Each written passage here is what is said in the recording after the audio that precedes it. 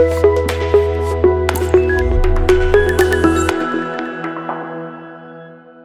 Friends, இன்னைக்கு நம்ம இந்த வீடியோவில் எதை பற்றி பார்க்க போறோம்னா மினி டேப்ல எப்படி ஒரு பை சார்ட் டயக்ராம் வரைகிறது அப்படிங்கிறத பற்றி தான் பார்க்க போகிறோம். ஸோ வாங்க வீடியோக்குள்ள போகலாம்.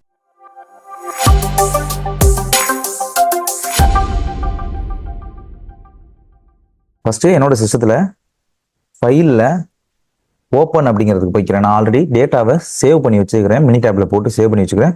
ஸோ அதனால ஓப்பனில் போய்க்கிறேன். நீங்கள் டேட்டாவை எப்படி இம்போர்ட் பண்ணுறதுன்னு நான் இதுக்கு முன்னாடி ஒரு வீடியோவில் போட்டிருக்கேன். ஸோ அந்த வீடியோ பார்த்தீங்கன்னா டேட்டா எப்படி இம்போர்ட் பண்ணுறதுன்னு உங்களுக்கு தெரியும். அது பார்த்தீங்கன்னா உங்களுக்கு யூஸ்ஃபுல்லாகவும் இருக்கும். ஸோ நான் ஓப்பன் கொடுத்துக்கிறேன். ஓப்பன் கொடுத்து என்னோட மல்டிபிள் பை சார்ட் அப்படிங்கிறத நான் ஓப்பன் பண்ணிக்கிறேன்.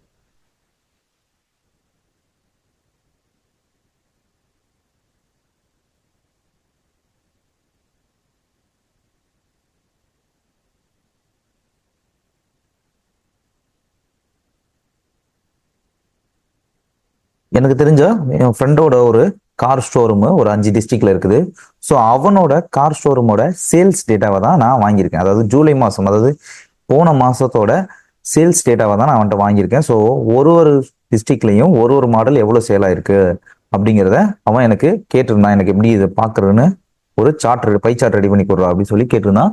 ஸோ அதை தான் நான் இப்போ பை சார்ட்டாக ரெடி பண்ணியிருக்கேன். இதில் இப்போ மல்டிபிள் பை சார்ட் இருக்குது உங்களுக்கு.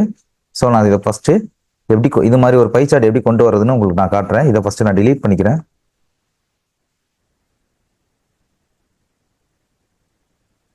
கிராஃப் போய்க்கிறேன். கிராஃப் போயிட்டு பை சார்ட் அப்படிங்கிறத சூஸ் பண்ணிக்கிறேன். பை சார்ட்ல என்ன டேட்டா வேணுமோ ஸோ அந்த டேட்டாவை நம்ம சூஸ் பண்ணி எந்தெந்த வேல்யூவில் ஓகே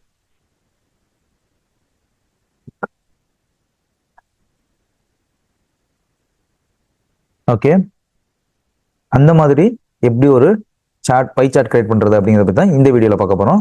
ஸோ நான் ஃபர்ஸ்ட் எங்கே போய்க்கிறேன்னா மேலே உள்ள மெனுவில் கிராஃப் அப்படிங்கிறத கிளிக் பண்ணிக்கிறேன். கிளிக் பண்ணிட்டு கீழே வந்தீங்கன்னா பை சார்ட் அப்படின்னு ஒரு ஆப்ஷன் இருக்கும். ஸோ அந்த பை சார்ட்டை நான் கிளிக் பண்ணிக்கிறேன்.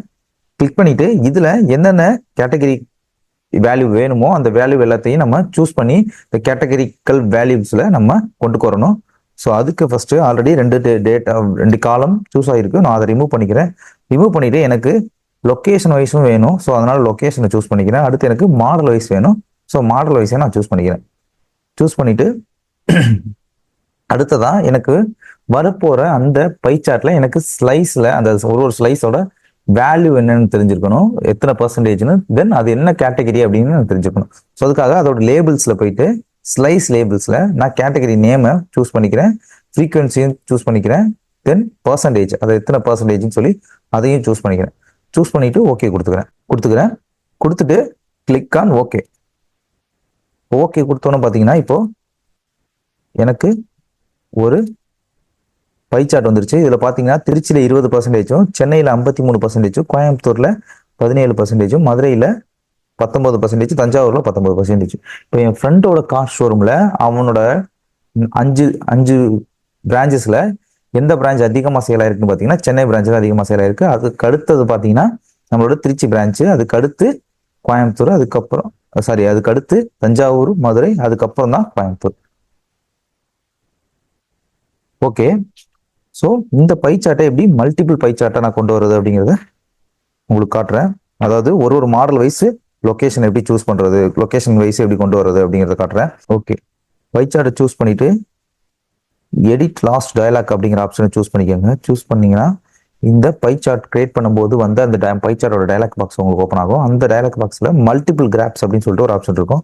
ஸோ அதை கொடுத்துட்டு அதுல பை வேரியபிள்ஸ் அப்படின்னு சொல்லிட்டு ஒரு ஆப்ஷன் இருக்கும். ஸோ அந்த ஆப்ஷனை சூஸ் பண்ணிட்டு அதுல இப்போ எனக்கு மாடல் வைஸ் வரி எனக்கு ஒரு மாடல் வைஸ் படி எந்தெந்த டிஸ்ட்ரிக்ட்ல எவ்வளவு சேல் ஆயிருக்கு அப்படின்னு எனக்கு தெரியணும். ஸோ அது படி அதனால மாடல் வைஸை நான் சூஸ் பண்ணிட்டு செலக்ட் கொடுத்துக்கிறேன்.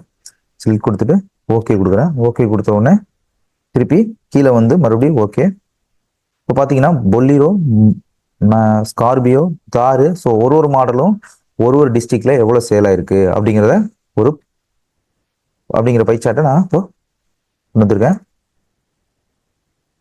ஸோ இப்படிதான் உங்களுக்கு தேவையான பை சார்ட்டை உங்களோட டேட்டா வச்சு எப்படி வேணுமோ உங்களுக்கு ஏற்ற மாதிரி கஸ்டமைசேஷன் பண்ணி நீங்க இதுல மினி டேப்ல கொண்டு வரலாம்.